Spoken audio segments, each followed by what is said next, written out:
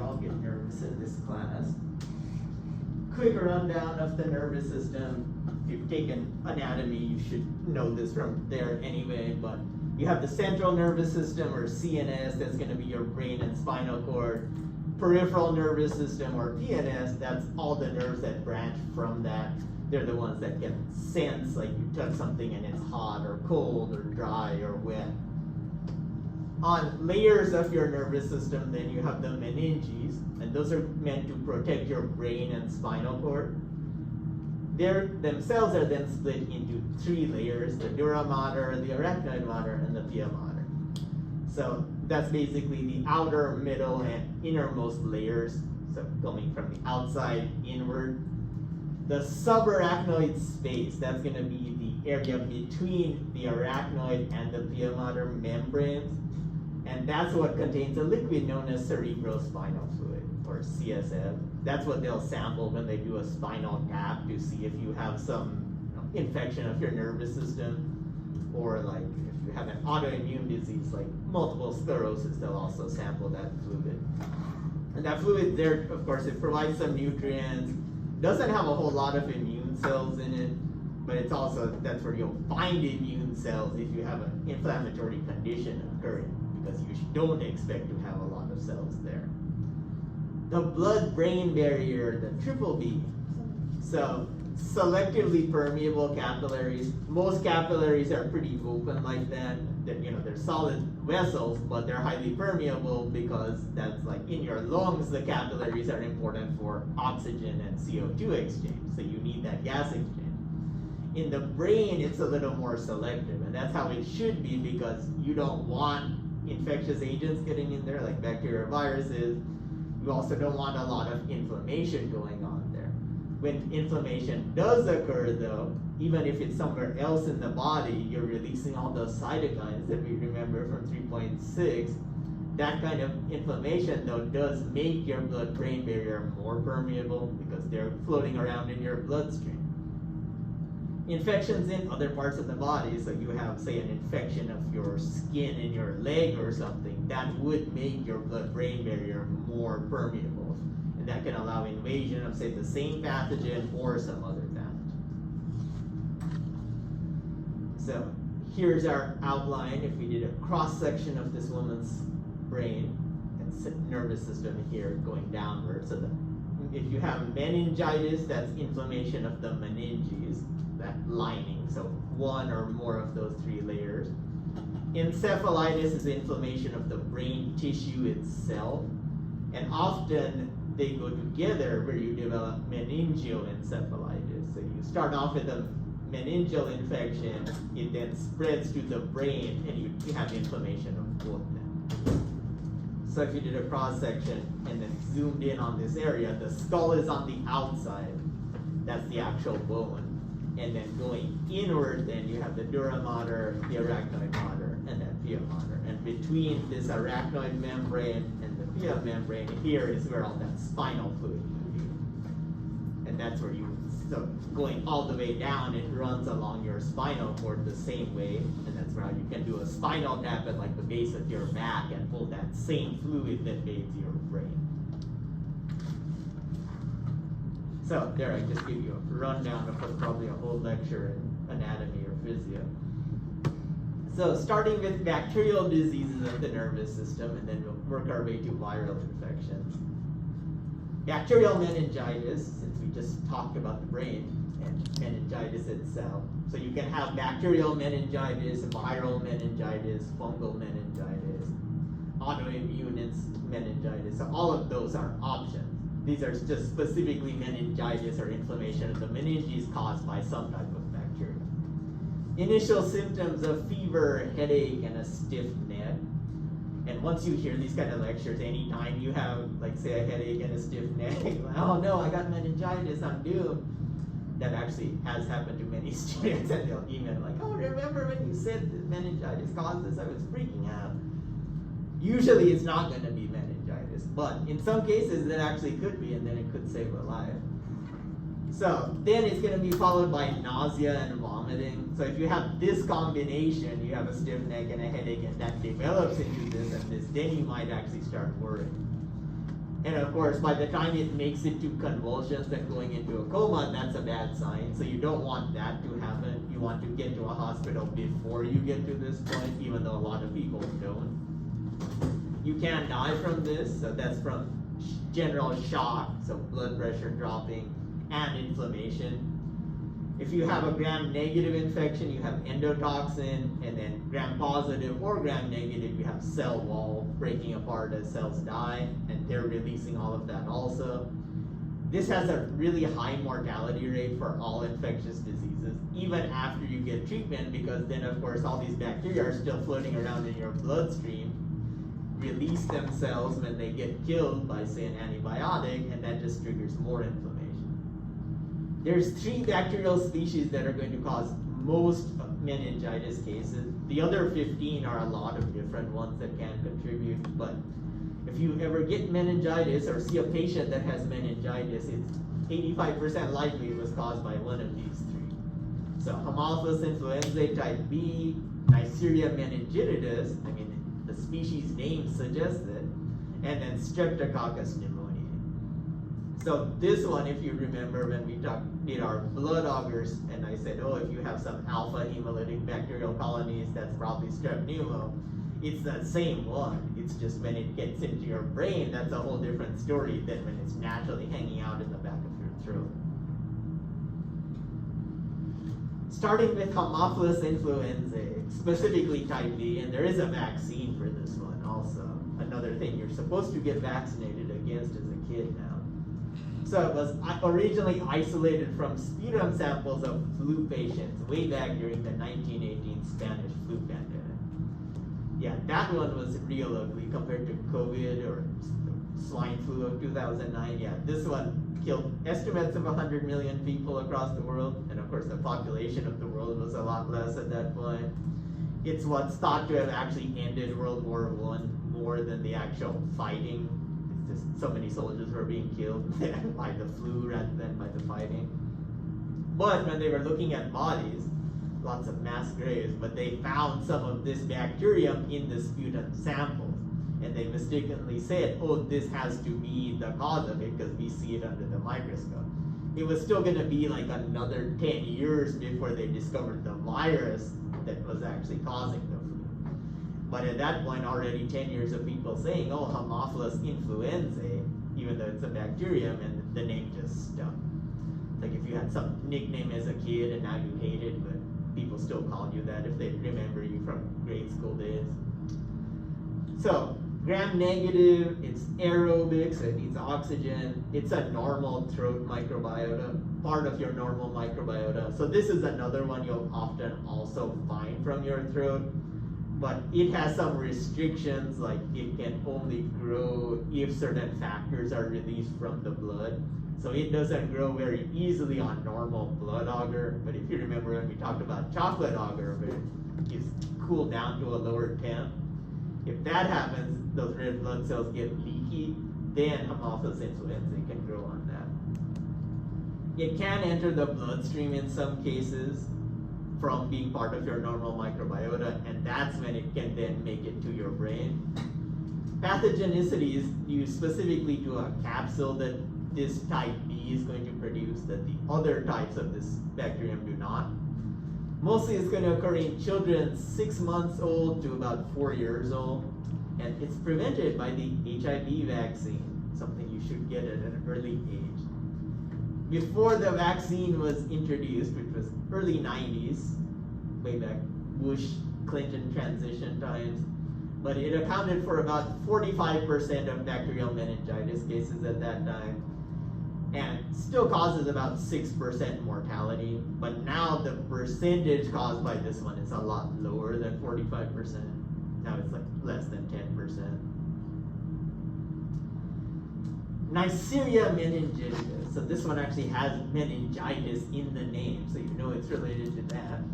It causes meningococcal meningitis, so that because it's going to be a coccus.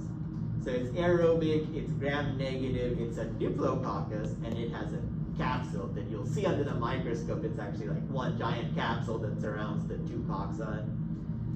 There are 6 serotypes of this associated with actual disease occurring. Transmission by droplets, so aerosols you breathe in, someone's sick, or by direct contact with the secretions like saliva. Begins as a throat infection, you get a rash, and you get bacteremia as it spreads into the blood.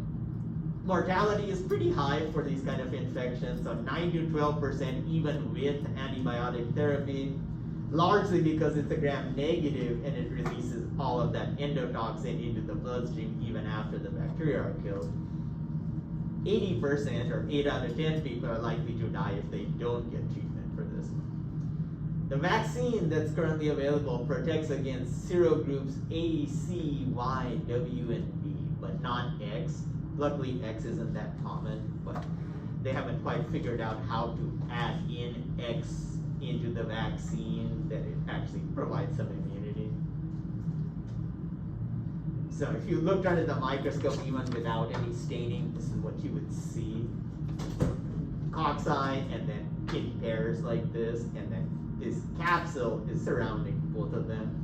And then sticking off of that are a lot of fimbriae that are going to help it to attach to its surface.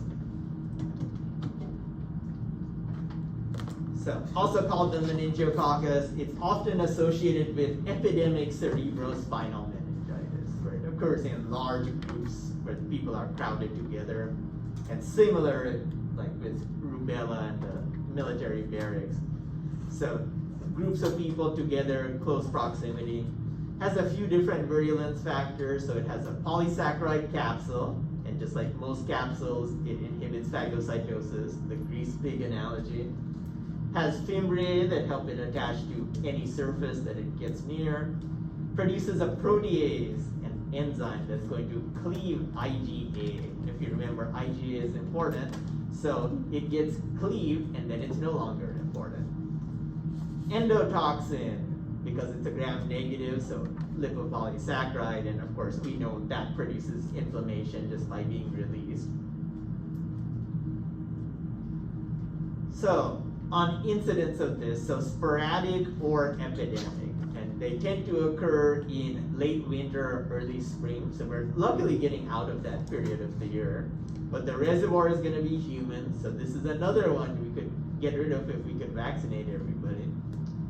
Asymptomatic carriers, though, of this one spread the pathogen because they have it hanging out in their nasopharynx.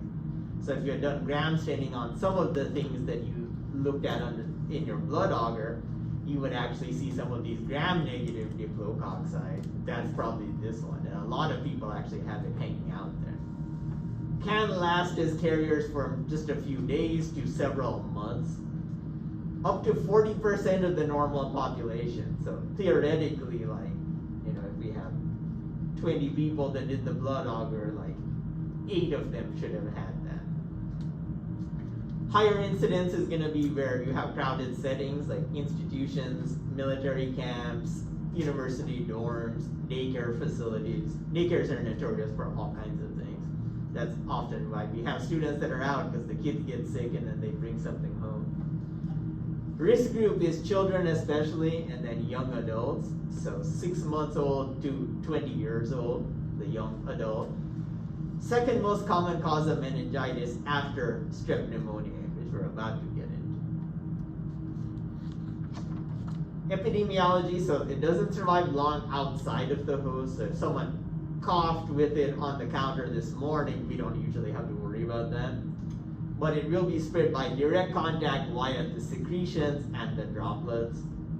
A lot of these things that are spread by droplets, they've seen the cases drop because of the mask requirements that have been happening with COVID. Like a flu season didn't even happen that 20 to 21 winter because basically everyone was having to wear masks for COVID, so they couldn't spread the flu either. Pathology, so you'll have attachment via fimbriae initially, and you'll have asymptomatic colonization, like in the back of the throat or in the first nasal passages, if you're immunocompetent. Then you have invasion and damage to the epithelium, and that's what leads to pharyngitis, inflammation, sore throat in the back.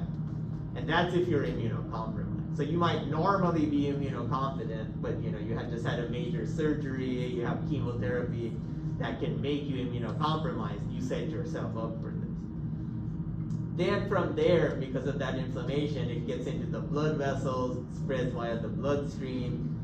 It at the same time can spread from there through the meninges, and then it grows in your cerebrospinal fluid. And once it's in there, it's hard to control because your immune system doesn't do well in responding to things in your CNS. Symptoms: fever, sore throat, headache, stiff neck, convulsions, and vomiting. Some of you claim these same symptoms happen after every micro exam, but I tend to doubt that. More serious symptoms if you have meningococcemia, so it gets in through the meninges and it's also spreading in your brain. So if it goes through the meninges, it's in the spinal fluid, and that's coating or covering. It just has to cross one membrane to get to your actual brain. Because it's gram-negative, so endotoxin gets shed in the blood, and that's going to stimulate more inflammation. That means more permeability of your blood-brain barrier also. Blood cells show up, cytokines are getting released, and it's like a positive feedback situation. So the more inflammation, the more permeability, the more inflammation. Results in hemorrhaging, so blood vessels start to leak blood cells actually now, like red blood cells. And that's where under the skin you'll form forms of a rash called petechiae. And they'll bleed for a bit, they'll form those rash, and then they'll clot on their own during coagulation. And then they'll be fine for a while, and then they'll bleed again, and you'll have another rash form.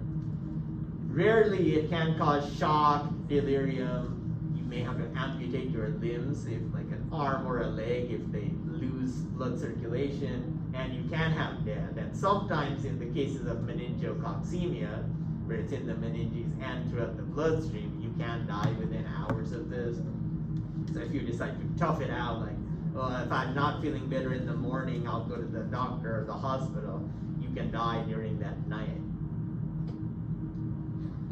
So here's what's happening. It's hanging out in the back of your throat as a common resident there. If you're immunocompromised there during that sore throat and pharyngitis, it goes through that membrane layer, gets into the blood circulation possibly, and also directly to the meninges because it's already inside your skull. And then it's in the meninges here, so it's crossing, goes in there. From there it's in the cerebrospinal fluid, and then one more membrane, and it's in the brain itself. These are those petechiae that you'll see in patients when it causes extreme leakiness of the blood vessels. So all of this is from like capillaries that started leaking actual red blood cells. Remember, even during a normal case of inflammation, your fluid, like you have edema, but you won't also have like red blood cells coming through there. They're not part of the extracellular fluid.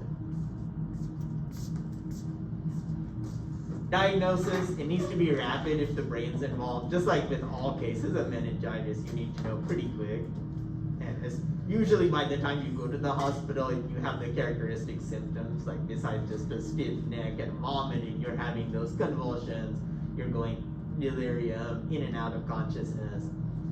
If you do a quick blood stain or a cerebrospinal fluid stain and you see gram-negative bacteria that are diplococci, that's usually enough, even without culturing, to say, yeah, this is Neisseria meningitis. We want to get an antibiotic that treats gram-negative infection. On immunity, once you have it, so most people are going to be naturally immune because, of course, there's not a lot of cases of this. You don't hear about major outbreaks of this happening. But it's going to develop early exposure at the nasopharynx. So you get it in the back of the throat, you're immunocompetent, you'll have a natural immune response to it. Maybe as a kid you had a sore throat one time, stimulated your immune system, you developed your memory cells, that protects you.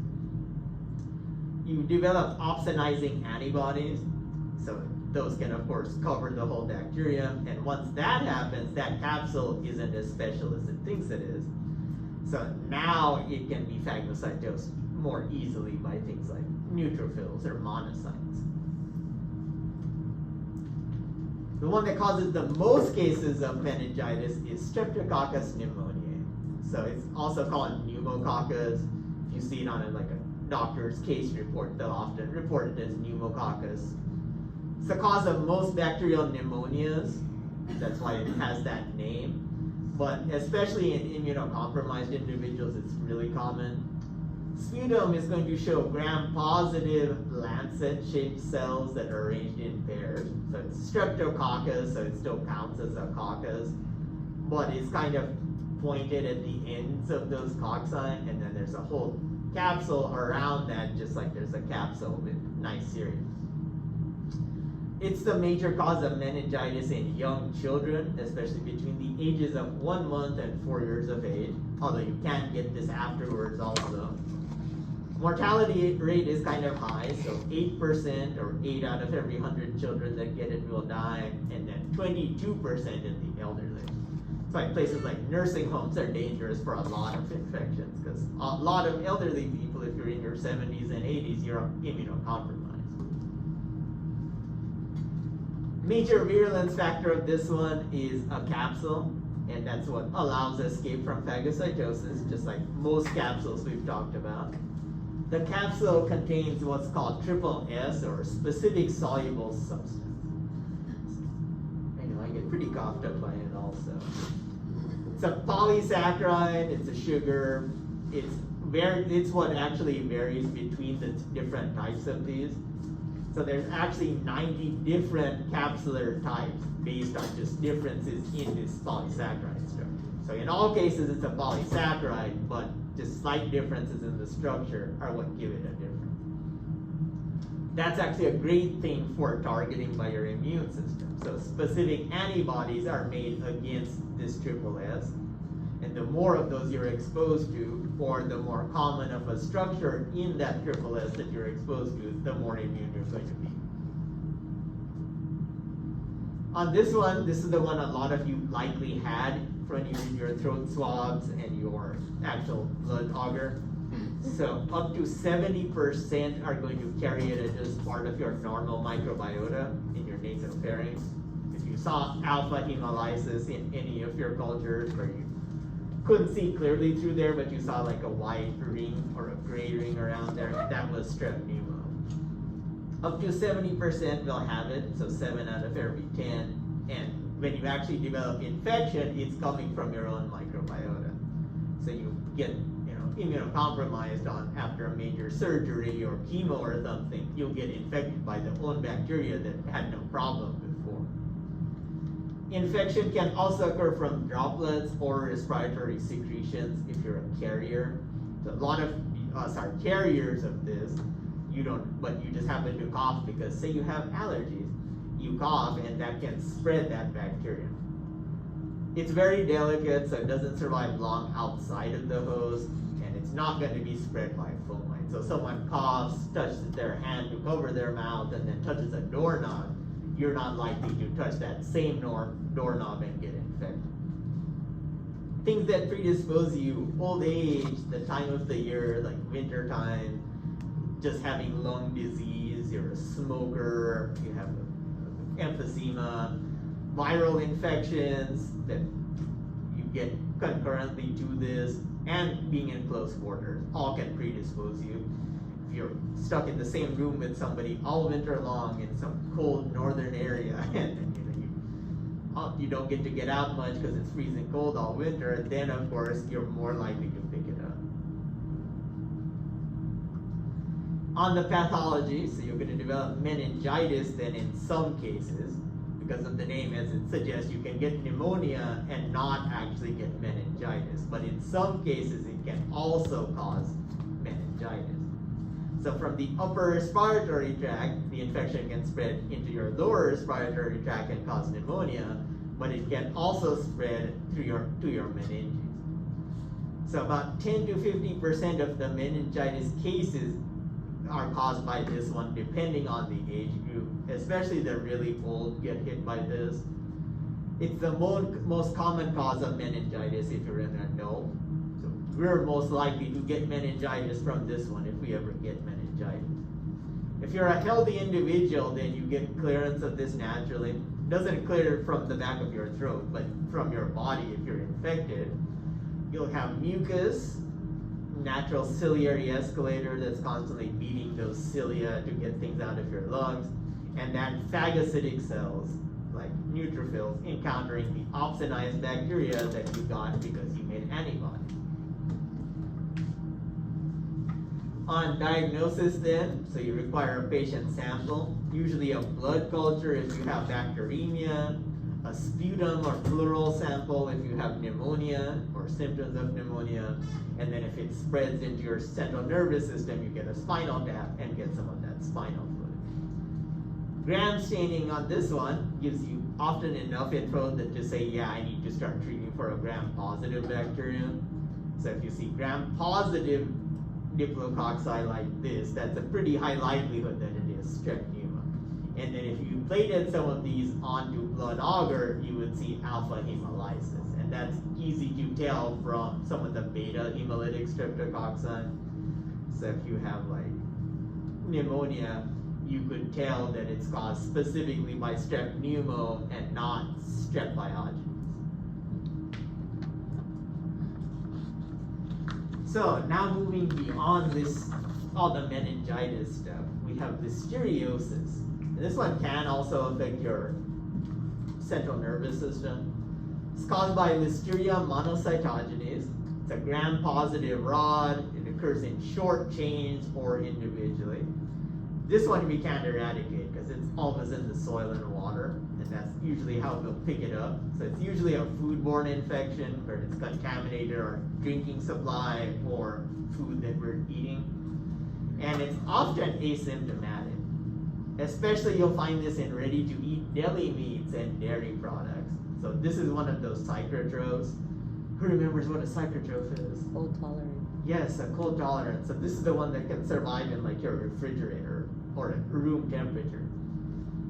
It doesn't need body temperature to survive. But even being a psychotroph though, it does have its higher limit at body temperature. It's going to be shed in the feces indefinitely after you're infected. So once you are infected by this, you can actually keep it in the feces for years, even after you no longer have symptoms. Meningitis can be caused by this, but it's more common in the immunocompromised. You hear about outbreaks of this happening usually 2-3 times a year, and it'll be a multi-state outbreak, and usually 2 or 3 people will die from this. It can invade the bloodstream, and that's when it causes sepsis.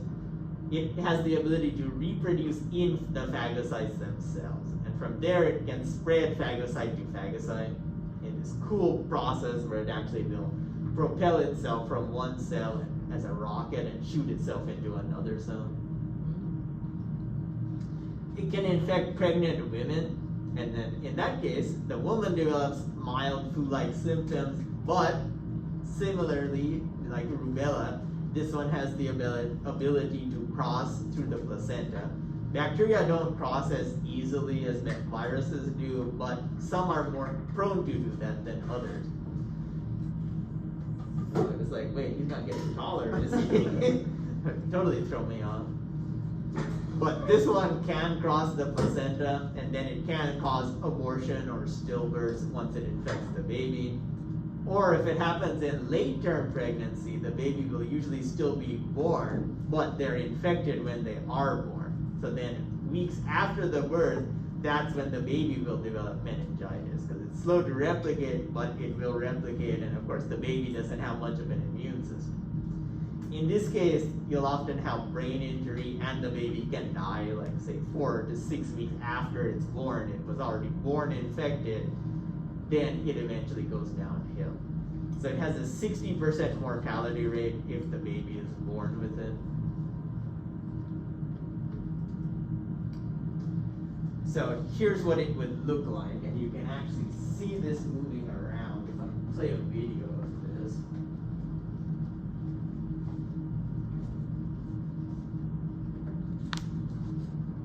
So here's one cell that's infected by this. And this one's unique that it's not like using flagella to move around, it's actually using the host cell actin to propel itself. It triggers the actin to polymerize and basically shoot it back and forth, and it can do that within a cell, or it can, if it picks up high speed, it'll shoot itself between one cell and end up in another cell.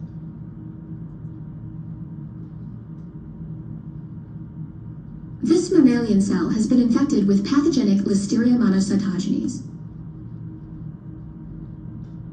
These bacteria move throughout the cytosol by recruiting host cell actin, which polymerizes and pushes them forward, producing a comet's tail in their wake. Whenever a bacterium is pushed into the plasma membrane, it creates a temporary protrusion and is then bounced back to continue its random path.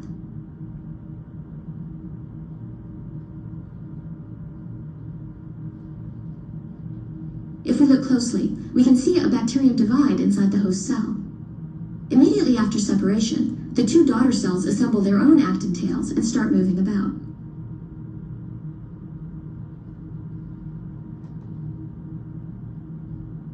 These bacteria can also form actin comet tails and move in cell extracts. Here, the bacteria are expressing the green fluorescent protein, and actin is labeled red with a fluorescent dye.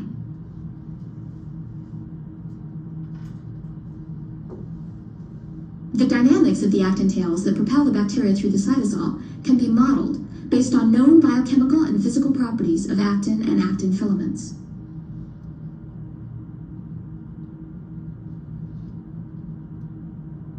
And if you actually got like a patient sample, you can see this like as soon as you pull out the sample from, say, a patient's bloodstream, if it's infected their blood, or spinal fluid, if it's causing meningitis, and you can see these bacteria swimming around in the cells.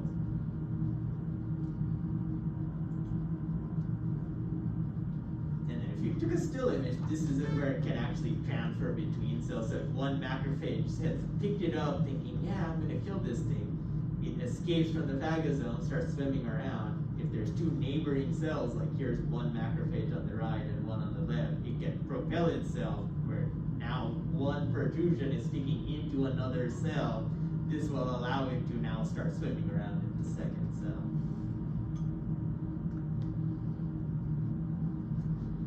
Then going into some classics that are going to make you sick by toxins. So the genus Clostridium, these are going to be toxin producers. They're also spore producers. So gram-positive, they're spore-forming rods, and these are found widely in nature. We'll never get rid of these. But the other highlight is we're not going to infect others with this one. Like if you get tetanus or botulism, it's only you that get it, but you're not going to spread that to somebody else. You'll never spread tetanus to your partner or kids or anything. These are obligate anaerobes.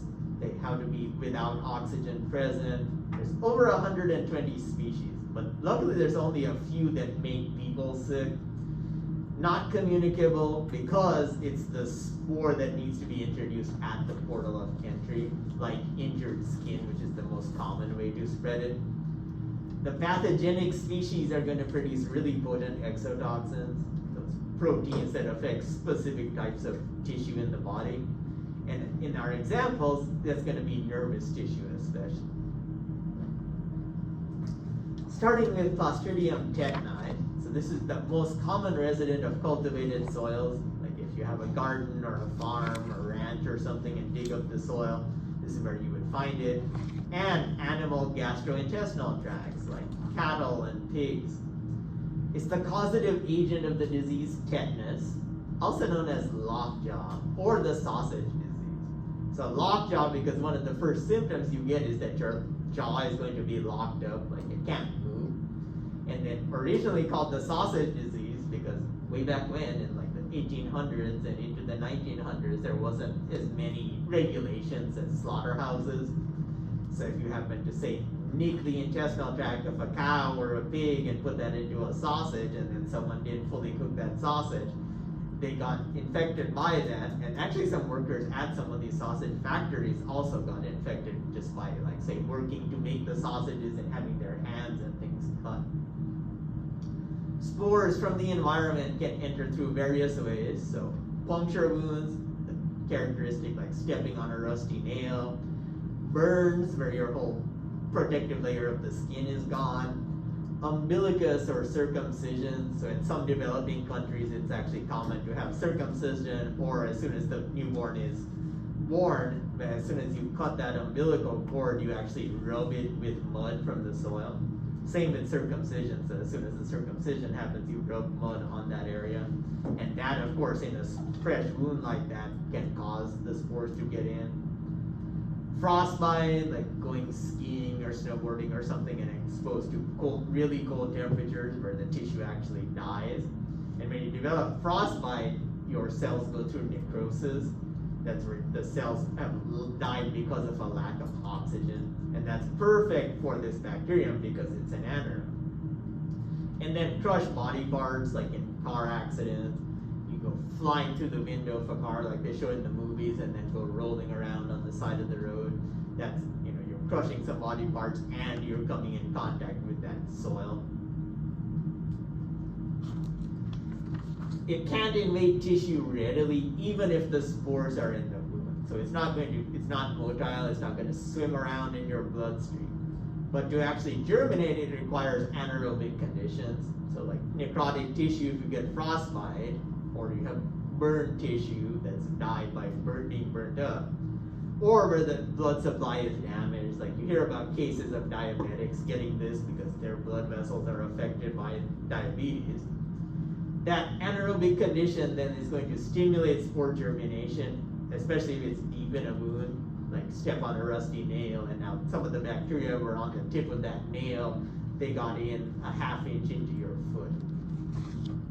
So then spores germinate, the vegetative bacteria start multiplying, and you have an incubation period of anywhere from 4 to 10 days after the injury. During that time, you're just like, oh, that hurt, and I'm limping and all of that. Then, as they're multiplying, they'll start producing a neurotoxin called tetanospasmin. Sounds like another cool name for a Marvel superhero.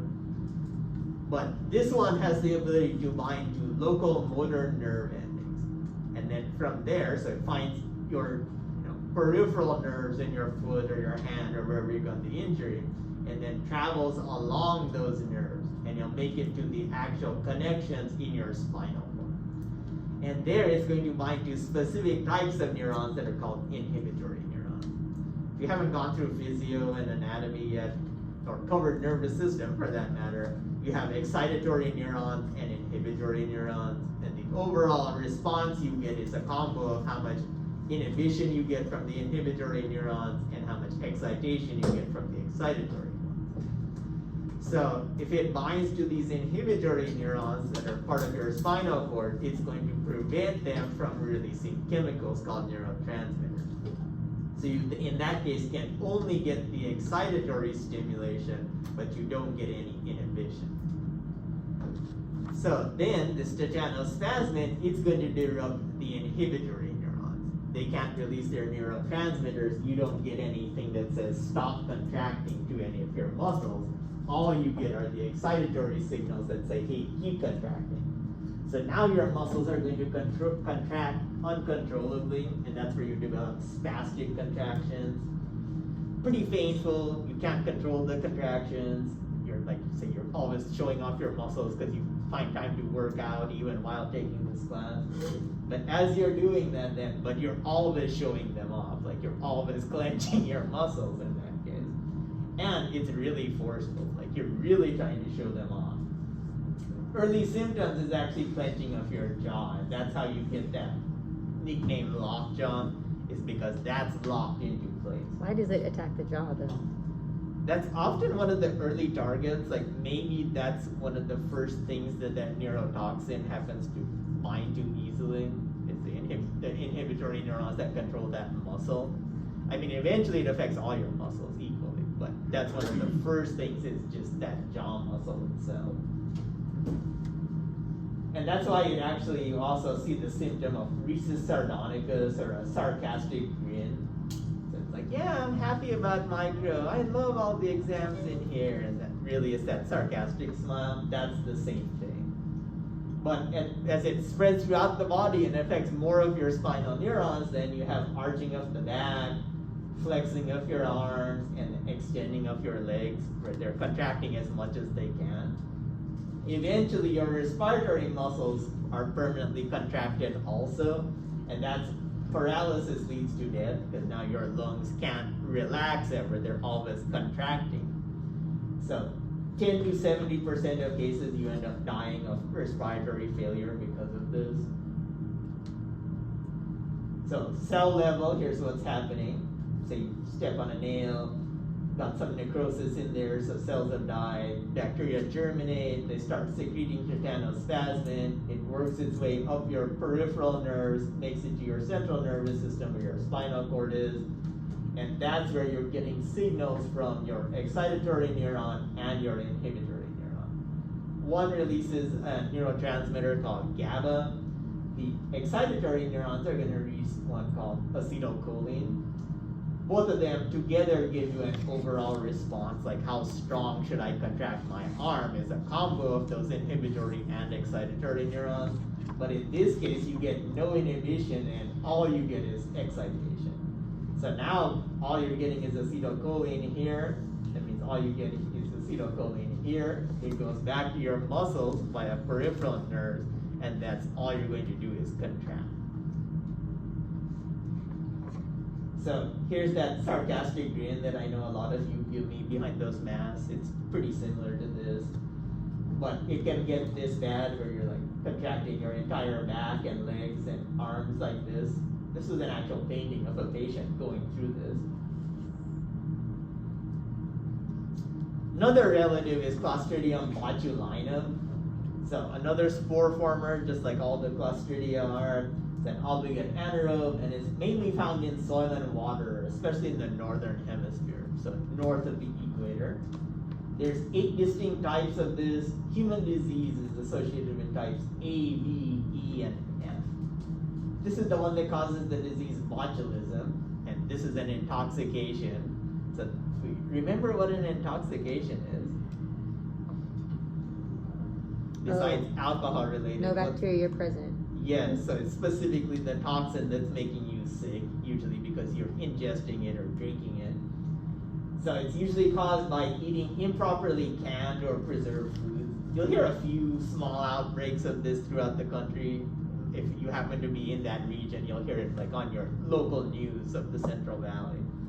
But there's a lot more cases than that are happening just as individual cases, mainly because people are trying to do home canning or home preservation, but are bad at it. So a lot of low acid vegetables, things that prefer neutral or basic pHs, those are the ones that support this. Things like, oh, I grow my own green beans or corn or spinach or anything like that. Some meats and fish and dairy products can also support this growth. Usually the source of infection is going to be home preservation. You're like, hey, I saw a video on YouTube, let me try this, and then you don't do well at that, and maybe the video you saw was questionable. So it's usually not commercial processing, like picking up some canned vegetables at the store. Once in a while you'll hear about an outbreak caused by that, but that's the one that would make the news anyway. Not the one where, oh, a mother of 2 kids got her both kids sick with this because she tried home canning. That's not the thing that's going to make the news, but if you're a nurse working at that hospital, you'll see the kids there. Something locally related, so May of 2017, there was an outbreak right here in California around Sacramento. Nacho cheese sauce, because anyway, you're going on a restaurant or gas station, you gotta get nachos and you gotta pile on the cheese sauce.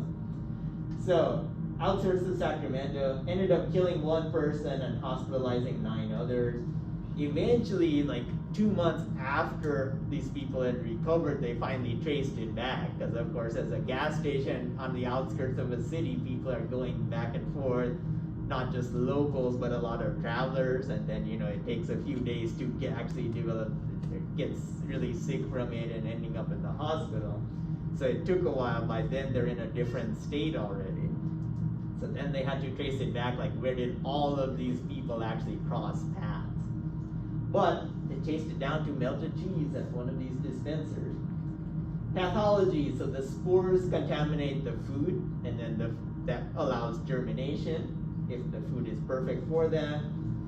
Also, spores survive canning or bottling processes if the pressure and temperature are not high enough. So you need both of those conditions. If the pressure isn't high enough or the temperature isn't high enough, it's actually good for the bacteria and stimulates their germination. So pressure itself, you're forcing air out of a small environment, but your temperature isn't high enough. That actually creates anaerobic conditions, but the temperature isn't high enough to kill the spores. Spores germinate. Vegetative bacteria are replicating, and they start producing botulinum toxin. On this case, food often appears and tastes completely normal. You don't realize that that cheese sauce from the dispenser is actually contaminated with bacteria, or more likely the toxin itself. Botulism toxin, or botulinum toxin, is the most potent microbial toxin known. It's the same toxin you get if you get a Botox injection, like to plump up your lips. In that case, you don't want the muscles, say, around your lips to contract, so you're trying to eliminate wrinkles, trying to get puffier lips in some cases just to look puffier. So in that case, you inject just a little bit in there, and then it prevents those muscles from contracting, and things look like, oh yeah, look at those nice lips.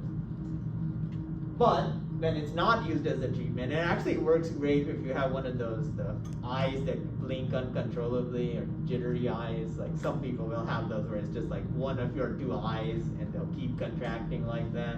That's actually a good treatment for that, is to do very careful injections of a little bit of the toxin around the eye muscles, around the eye, and then it quits contracting uncontrollably. How does getting Botox not get somebody to get sick though? Because it's really small amounts, and it's the people that have gotten sick from this is where it actually gets injected too deep into the tissue rather than just superficially in like that dermis layer of the skin. If they accidentally inject too deep into like the subcutaneous layer, then it can actually cause like severe inflammation. But it's still not enough of the toxin to like affect all your nervous system with the amount that they actually use. But small amounts of this can cause extreme disease and death. So just a little bit produced by one cheese dispenser is enough to kill like lots of people. It's also the treatment for conditions that can be remedied by Botox. Ingesting toxins, so the toxin survives your stomach and all its acids and enzymes, makes it to the small intestine. From there, it crosses your intestinal barrier, enters your lymphatic and blood circulation. Now, this toxin is going to target your presynaptic membranes of neurons at neuromuscular junctions of skeletal muscle. So for anyone that hasn't taken anatomy and physio and knows how all that works, basically in this figure here, it's targeting these ends of these neurons now. So instead of going way up here, it's preventing these neurons from releasing acetylcholine that normally stimulates this muscle to contract. So in this case, instead of having the permanent contractions that tetanus causes, you're not releasing these acetylcholine granules here, so now you won't have any contraction, or a case called flaccid paralysis. So now they can't release acetylcholine, muscles can't contract. Flaccid paralysis, basically, you could try showing off your arms by flexing them and you can't move your arm. So visually, if we zoomed in on that junction, then here's a normal neuron that's right by your muscle, ready to cause it to contract. It releases acetylcholine normally. That binds to receptors on the surface of your muscle cells and stimulates them to contract. When you have botulinum toxin present, it binds to this side of the neuron. The neuron never gets to release those packets of acetylcholine. Nothing binds to these receptors. This muscle is useless. Yeah, that's a good point to stop. But we're down to like 15 slides.